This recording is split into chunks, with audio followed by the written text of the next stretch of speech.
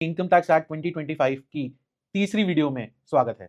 जी हाँ, इस सीरीज में हम income tax act 1961 and income tax act 2025 के बारे में डिस्कस करेंगे और बताएंगे कि क्या बदला। आज की इस वीडियो में हम डिस्कस करेंगे कि सैलरी हेड, जी हाँ, हमारे देश के आम नागरिक, आम जनता, चाहे सरकारी एम्प्लॉय हो चाहे प्राइवेट सेक्टर के एम्प्लॉय हो, उनके लिए इनकम टैक्स एक्ट 2025 में क्या बदला है, हम इस वीडियो में जानेंगे। तो सबसे पहले हमारे लिए सैलरी के अंदर इंपॉर्टेंट या टैक्सेबल पार्ट बनता है परक्यूजिट। जी हाँ, परक्यूजिट यानी कि कंपनी से दी जाने वाली ऐसी सुविधाएं या ऐसे रिम्बर्समेंट्स जो कि एम्प्लॉय की टैक्सेबल इनकम का पार्ट बनते हैं। तो इनकम टैक्स एक्ट 1961 में स्पेसिफाइड एम्प्लॉइज, जी हाँ, स्पेसिफाइड एम्प्लॉइज एक वर्ड था, यानी कि वो एम्प्लॉइज जिनकी सालाना इनकम 50,000 से ज्यादा हो, और उन सभी एम्प्लॉइज के लिए किसी भी तरह का परक्यूजिट टैक्सेबल इनकम में काउंट होता था। यानी कि गैस, पानी, बिजली, अलाउंस, चाहे ट्रैवल कन्वेंस, चाहे मेडिकल हो, वह सब उनकी टैक्सेबल इनकम में जुड़ जाता था और एम्प्लॉय को उस परक्यूजिट को इनकम में जोड़कर अपनी टैक्सेबल सैलरी डिटरमाइन करवाकर उस पर टैक्स स्लैब के अकॉर्डिंग टैक्स देना पड़ता था। यह 1961 का एक्ट था जो कि बहुत पुराना था। मोदी सरकार ने इनकम टैक्स एक्ट 1961 को हटाकर इनकम टैक्स एक्ट 2025 जब लेकर आई तो गवर्नमेंट को यह समझ में आया कि स्पेसिफाइड एम्प्लॉय की जो डेफिनेशन है वह डेफिनेशन ही 1961 की हो गई है। आज के जमाने में 50,000 रुपए कोई कीमत नहीं रखता है। एक एम्प्लॉय जिसकी सालाना सैलरी 50,000 से ज्यादा हो, वह मेरे हिसाब से ऑलमोस्ट देश की 90% सैलरीड वर्कफोर्स होगी। जी हाँ, मेरे हिसाब से, कोई डेटा तो नहीं है मेरे पास, बट 50,000 रुपए सालाना आमदनी, 50,000 रुपए की सालाना आमदनी इस महंगाई के जमाने में कोई वैल्यू नहीं रखती। और गवर्नमेंट ने इस चीज को कुछ हद तक समझा और उसके बाद इन्होंने यह स्पेसिफाइड एम्प्लॉय की लिमिट एक्ट से हटा दी। जी हाँ, उन्होंने स्पेसिफाइड एम्प्लॉय की इस लिमिट को एक्ट से हटा दिया और स्पेसिफाइड एम्प्लॉय की लिमिट को डिसाइड करने की पावर उन्होंने central board of direct taxes को दे दी। यह पावर देकर फर्क क्या पड़ा, आइए इसको समझते हैं। पहले 50,000 रुपए की इनकम 1961 से लेकर 2025 तक थी। 50,000 से ज्यादा अगर आपकी आमदनी है तो आप स्पेसिफाइड एम्प्लॉय थे। अब गवर्नमेंट ने इनकम टैक्स एक्ट 2025 में स्पेसिफाइड एम्प्लॉय की यह लिमिट सीबीडीटी को दे दी। उससे फायदा क्या हुआ? सीबीडीटी हर साल की महंगाई या हर साल की इकोनॉमिक कंडीशंस को देखते हुए यह डिसाइड करेगी कि कौन स्पेसिफाइड एम्प्लॉय है या नहीं है। ये बहुत डिफरेंशियल चेंज है, ये सिंपल नहीं है, डिफरेंशियल चेंज है कि इनकम टैक्स एक्ट में सभी 50,000 से ऊपर सब एक साथ थे। अब यहां पर 50,000 की लिमिट हट गई। अब सीबीडीटी हर साल डिसाइड करेगा कि कौन स्पेसिफाइड एम्प्लॉय है, कौन नहीं है। सो मेरे हिसाब से ये एक रिमार्केबल मूव है। आप भी कमेंट में बताइए कि क्या यह गवर्नमेंट का एक रिमार्केबल और नोटेबल चेंज है या नहीं है। इसके अलावा इसकी वजह से फर्क क्या पड़ा? सबसे पहले जनरल एम्प्लॉय को बेनिफिट, तो जैसे गैस, बिजली, पानी, बेसिक चीजें जो कंपनी एम्प्लॉय को देती थी। बहुत सारे एम्प्लॉय कंपनी के अकोमोडेशन में रहते हैं, बहुत दूर रहते हैं, साइट पर रहते हैं, रिमोट साइट होती है, वहां पर ये सब चीजें कंपनी को ही देनी पड़ती है। तो वहां पर उन लोगों के एम्प्लॉय की टैक्सेबल इनकम में जुड़ जा रही थी, यानी कि उनकी टेक होम सैलरी अननेसेसरी इन चीजों की जुड़ने की वजह से इंपैक्ट हो रही थी। गवर्नमेंट ने ये लिमिट हटा के 50,000 से हटा के सीबीडीटी को बोला, भाई तुम डिसाइड करो ये लिमिट में है या नहीं है।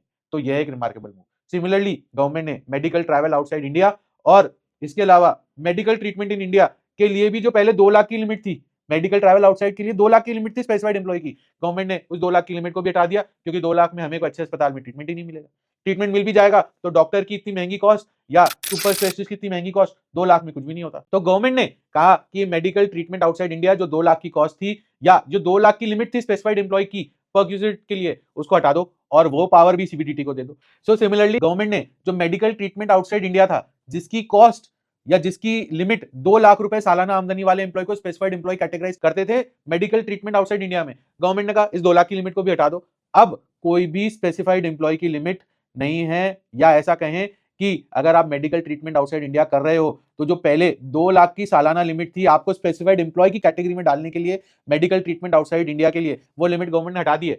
अब यह लिमिट भी हर साल सीबीडीटी डिसाइड करेगी, देश की इकोनॉमिक कंडीशन को देख के, एम्प्लॉइज को देख के, महंगाई को देख के, और किस तरह का इशू है, क्योंकि गवर्नमेंट ने आइडेंटिफाई किया कि भाई अब तो इकोनॉमिक इश्यूज के अलावा कोई भी मेडिकल इशू भी एक कैटास्ट्रॉफी बन सकती है। आपने कोविड-19 में देखा ना कि देश में लोग कैसे बीमार हुए, कितना बड़ा एक नेचुरल कैलामिटी बन गया। तो गवर्नमेंट को ये चीज समझ में आई। ये 1961 से एक गवर्नमेंट की सोच में भी फर्क बता रहा है। कि भाई अब कोई भी चीज कब बड़ी हो जाए कब छोटी हो जाए नहीं आइडेंटिफाई कर सकते, नहीं कंट्रोल होती बहुत सारी चीजें। देश में 140 करोड़ लोगों की पॉपुलेशन है, तो 2 लाख रुपए की सालाना आमदनी के लिए स्पेसिफाइड एम्प्लॉय डालना बहुत बहुत कम वैल्यू थी, तो गवर्नमेंट ने उसको भी चेंज कर दिया। इसी की तरह गवर्नमेंट ने मेडिकल ट्रीटमेंट इन इंडिया, तो पहले अगर आप कोई एम्प्लॉय थे और आप मेडिकल ट्रीटमेंट इन इंडिया लेते थे और कंपनी से आपको कुछ पैसा रिम्बर्स मिलता था, तो उसके अंदर आपको सारे डॉक्यूमेंट्स वगैरह कंपनी को भी देने पड़ते थे और अपने रिटर्न में अटैच भी करने पड़ते थे। बट इनकम टैक्स एक्ट 2025 ने इन सब फिजिकल डॉक्यूमेंटेशन इन चीजों को हटा दिया। अब डॉक्यूमेंट्स देने की कोई जरूरत नहीं है। हाँ, गवर्नमेंट रूल्स में डालकर या बाद में कोई छोटा सा नोटिफिकेशन डालकर इसको इंप्लीमेंट करवा सकती है, मांग सकती है, क्योंकि स्क्रूटनी की गाइडलाइंस चाहे इनकम एस्केपिंग की हो, चाहे इनकम वेरिफिकेशन की हो, चाहे रेगुलर स्क्रूटनी की, वो तो अभी भी है। तो आप ये मत सोचना कि गवर्नमेंट ने ये डॉक्यूमेंटेशन हटाकर एक लूपहोल छोड़ दिया कि भाई आप टैक्स इवेजन करो। गवर्नमेंट ने लोगों को, सैलरीड लोगों को बेनिफिट देने के लिए कि भाई आप टेक्निकल नहीं हो, आपके पास कोई रेगुलर अकाउंट्स की या कंप्लायंस की टीम नहीं है, शायद आपको नहीं पता कि क्या डॉक्यूमेंट रखने हैं क्या नहीं रखने हैं, क्योंकि आपका टेक्निकली ये मैटर नहीं है, सब्जेक्ट नहीं है, तो गवर्नमेंट ने कहा आप अपलोड मत करो, बस आप अपने पास रख लो। तो आपको ऐसे डॉक्यूमेंट्स या ऐसी किसी भी तरह की अगर आप परक्यूजेट क्लेम कर रहे हो तो डॉक्यूमेंट्स आपके पास होने चाहिए। आज की तारीख में नए एक्ट में गवर्नमेंट ने इनको अपलोड करने के लिए आपको छूट दे रखी है। इसी की तरह section 16(2) of the income tax act 1961 में गवर्नमेंट एम्प्लॉइज को 5,000 रुपए सालाना एंटरटेनमेंट अलाउंस की भी छूट थी, जो कि मेरे हिसाब से आज की तारीख में कोई वैल्यू ही नहीं रखता है। सालाना अगर गवर्नमेंट एम्प्लॉय को 5,000 रुपए एंटरटेनमेंट अलाउंस मिलता है इनकम टैक्स एक्ट 1961 में, तो वह एग्जेम्प्ट था। बट गवर्नमेंट ने क्या किया, गवर्नमेंट ने इनकम टैक्स एक्ट 2025 में यह मान लिया कि 5,000 रुपए कोई सिग्निफिकेंट वैल्यू नहीं है आज के जमाने में, और उन्होंने इस एंटरटेनमेंट अलाउंस को इनकम टैक्स एक्ट 2025 में हटा दिया। जी हां, उन्होंने इनकम टैक्स एक्ट 2025 में इस एंटरटेनमेंट अलाउंस को हटा दिया और एक तरीके से यह मान लिया कि 5,000 रुपए आज के महंगाई के जमाने में कोई वैल्यू नहीं है। तो आपको क्या लगता है कि ये एंटरटेनमेंट अलाउंस हटाना गवर्नमेंट का सही मूव है या नहीं है, या 5,000 रुपए आज भी कोई वैल्यू रखता है? मुझे कमेंट में जरूर बताओ। तो हमने आज की इस वीडियो में यह समझा कि स्पेसिफाइड एम्प्लॉय के लिए परक्यूजेट की डेफिनेशन के लिए क्या मॉनेटरी लिमिट थी पहले और अब क्या चेंज हुआ। इसके अलावा हमने यह समझा कि अगर आप मेडिकल ट्रीटमेंट के लिए बाहर जा रहे हैं इंडिया से विदेश, तो पहले स्पेसिफाइड एम्प्लॉय के लिए क्या मॉनेटरी लिमिट थी, अब क्या है या क्या चेंजेस हुए, और इसके अलावा एंटरटेनमेंट अलाउंस गवर्नमेंट ने क्यों हटा दिया।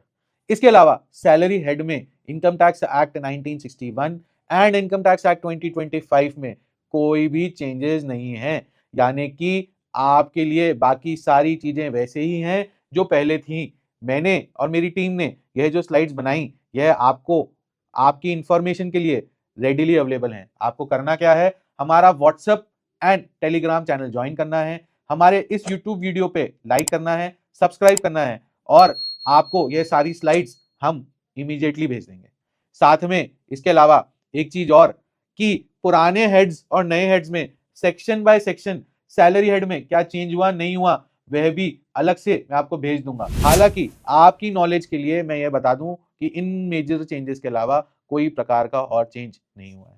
तो अगली वीडियो में बने रहिए जहां हम डिस्कस करेंगे इनकम फ्रॉम हाउस प्रॉपर्टी। जी हां, मकान से, रेसिडेंशियल प्रॉपर्टी से, कमर्शियल प्रॉपर्टी से आपकी आमदनी कैसे टैक्सेबल थी, अब कैसे टैक्सेबल होगी, क्या आपको उस पर दिए गए लोन की छूट मिलेगी, नहीं मिलेगी, कितनी मिलेगी, और इसके अलावा म्युनिसिपल टैक्सेस, जी हां, जो टैक्स आप म्युनिसिपैलिटी को देते हैं, डेवलपमेंट अथॉरिटी को देते हैं, उसकी छूट मिलेगी या नहीं मिलेगी। इसके अलावा अगर आप कोई कॉलोनी में रहते हैं या सोसाइटी जिसमें मल्टीपल फ्लैट ओनर्स रहते हैं, वहां पर सोसाइटी द्वारा लिया गया मेंटेनेंस अलाउंस या एनुअल चार्जेस, उनकी छूट मिलेगी या नहीं मिलेगी।